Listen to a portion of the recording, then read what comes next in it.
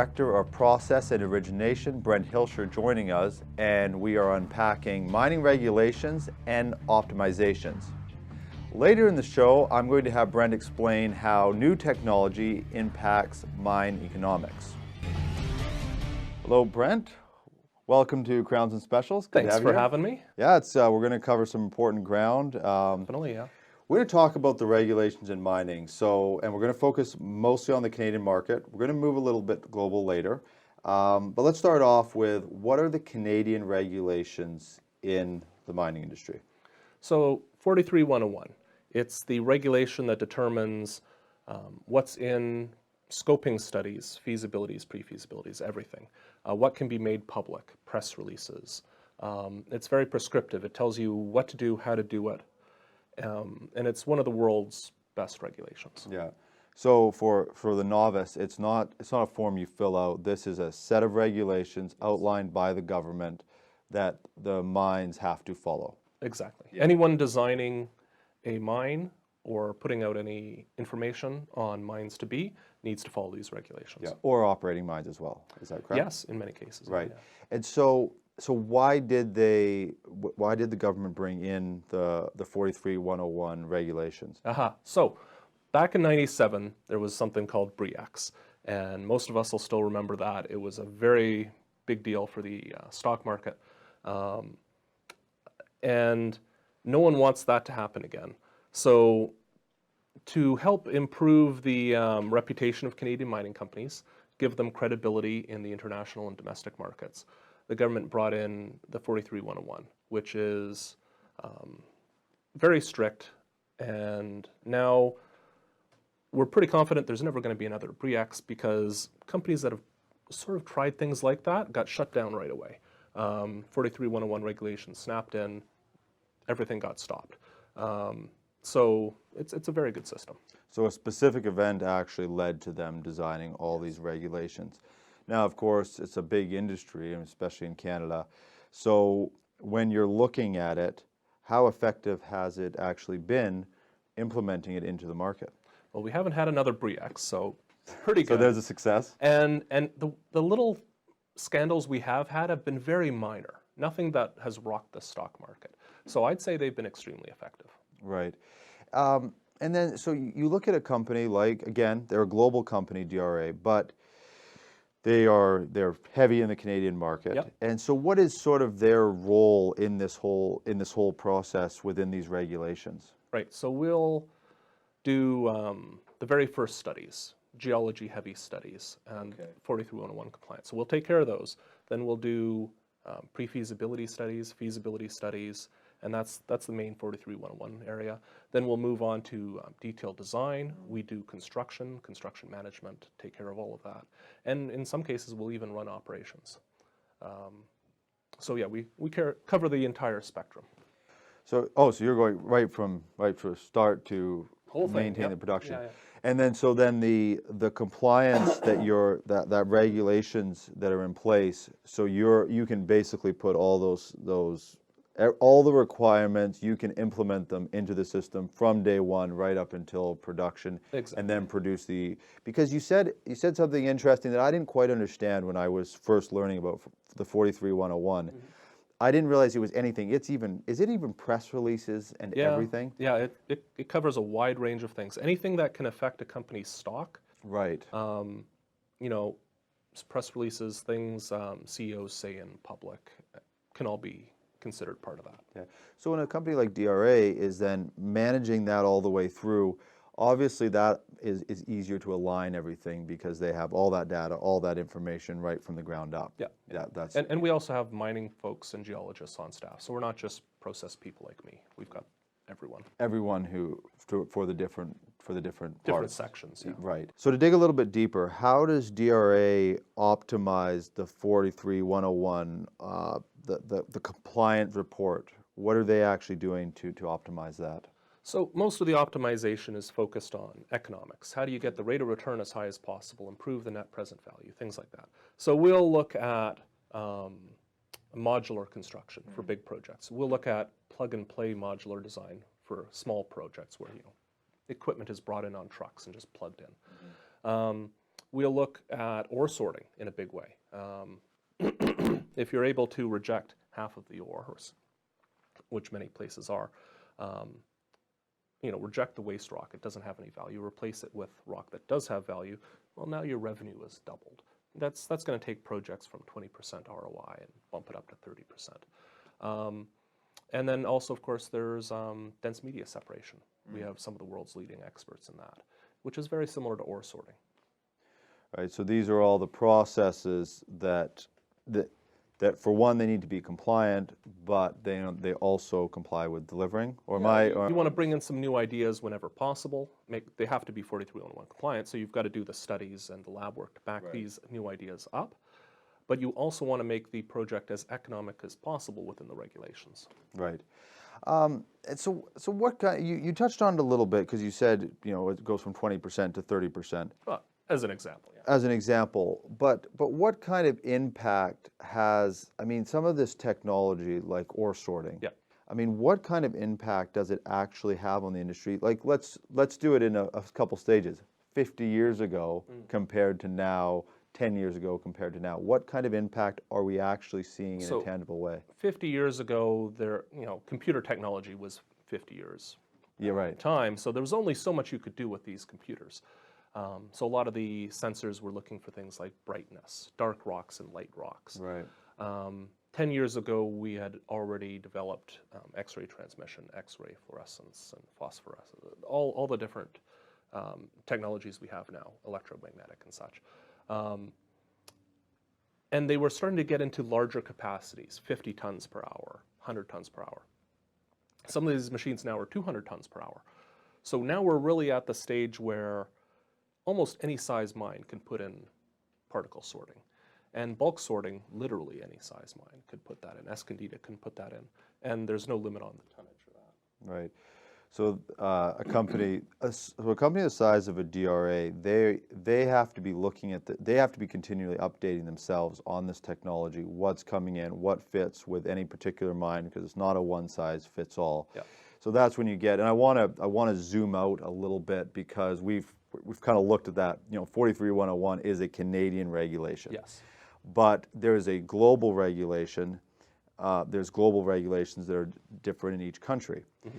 So when you zoom out a little bit, what does that look like? I think I saw that DRA has 4,300 employees, or somewhere in there. We're a big mining engineering company. Yeah. So it's definitely global by every sense of the word.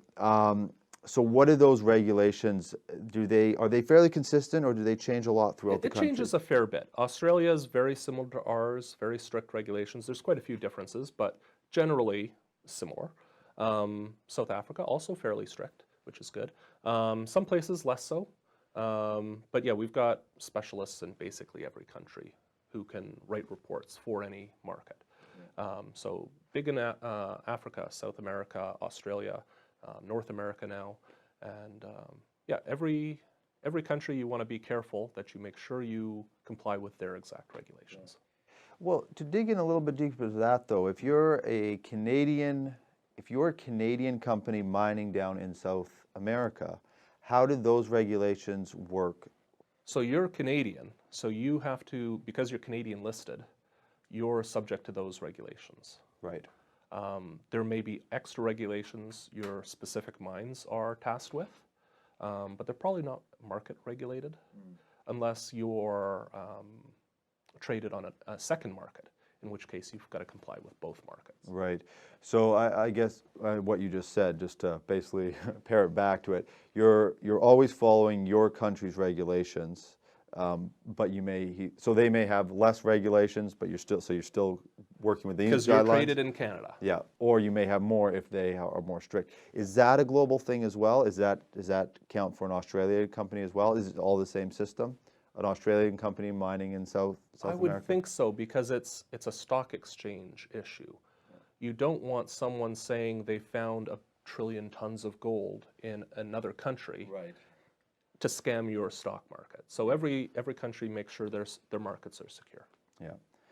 I want to circle back to a few things you mentioned about DRA offering to optimize the process. You said, I think it was modular, plug and play, I'm going to try to get the next one, and ore sorting. Yeah. So they're all three of those are sort of areas that DRA is specializing in. Can you sort of break them down by the various streams? So modular is a very important design philosophy, especially in high-cost markets, where you want to construct blocks as much as possible and then ship them to site so that large portions of your mill can be pre-built, you snap them together. It minimizes construction costs. It also minimizes risk. If you stick build things from scratch, there's a lot of things that can go wrong, a lot more things that can go wrong. Plug and play is a little different. Plug and play takes that to the extreme where, you know, if you've got a relatively small process, say you've done ore sorting, now you're down to 50 tons per hour. Oh. Now you can look at things like, well, what if I had a couple skid-mounted ball mills and skid-mounted flotation cells and a truck-mounted jaw crusher? You can hook things up with rubber hoses and long power cables.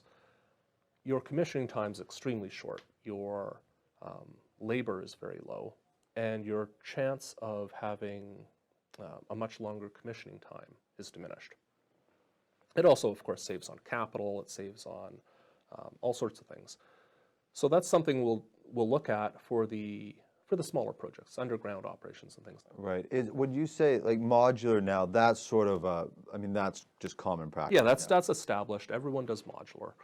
Plug and play, it's a little newer because the equipment vendor has been working very hard to get their modular They have to design all portable this, stuff larger and larger.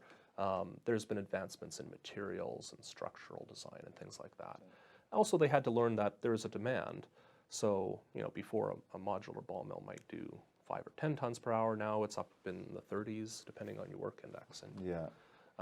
so, yeah, there's been some changes. Well, in a Canadian market, and obviously there's lots of other places that have a lot of variables in their terrain. How much is a terrain affecting these modulars, though? Or are you essentially, because you're clearing out an area for them? Do they have to customize each of the ones, or are they starting to be able to build a standardized? The layout will get customized. And terrain's an interesting one because material moving can be very expensive. So whenever possible, you want to work with the terrain, especially if you have a bit of a hillside. Yeah. You can use that gravity to your advantage. Yeah, we saw a picture of flotation. It's they're way up in the air. And because you don't want to have pumps between equipment. That's just an extra cost, an extra maintenance, something that can break. Yeah. So if you can gravity flow more of your circuit and have split level or 3-level designs in your plant, you can save money on that. You also save money on the cost of leveling everything and putting everything on a single flat area. Then going into ore sorting, this is, again, it's one of these things, it's fairly commonplace now. It's getting there, yeah. But it's not, it's still evolving. Like, I think, what's the maximum? It's not even doing up to maximum capacity. 200 tons per hour, I think, is the largest that's commonly talked about. So it's up there. It's way up there. Yeah. And all of the bulk sorting technologies, unlimited. So you can do 10, 20,000 tons per hour with bulk. But it won't look at each particle on its own. Right. So if you've got a very large open pit, yeah, you're probably going to do bulk. If you've got an underground operation, you're probably going to do particle. So they each have their specialty. Yeah. Where on the low side, I think earlier you said about 20 to 30, but on the high side, what is the actual range where implementing an effective ore sorting and bulk sorting equipment within your processing, how effective can it be, or have you seen it be? So for bulk, you know, if you can reject 10 or 20% of the rocks without impacting your recovery seriously, that's a win, because their operating costs are practically nil. It's just a diversion system. Right. Particle sorting, it's a little more of an active system. You've got a few more moving parts. The capital's a little higher. So in that case, you want to reject at least 20% of your ore. But we've seen quite a few examples now, over 80% mass rejection. 80% of the product getting rejected. Yeah, so they tend to be underground, but yeah, you scan all the rocks and sort them according to grade. Yeah. And in many cases, 80% of those rocks that were in the scannable size fraction, 80% of those might just be garbage. Not enough metal to make it worth sending to the mill. Which means if you have a 200-ton plant, now you're still putting 200 tons per day, but it's 100% or 90% of it is actual good product that you're processing, right? And then you always have the fines bypass. So the fine stuff that comes from the mine, too fine for sorting. So, right. But it's also high grade, almost always.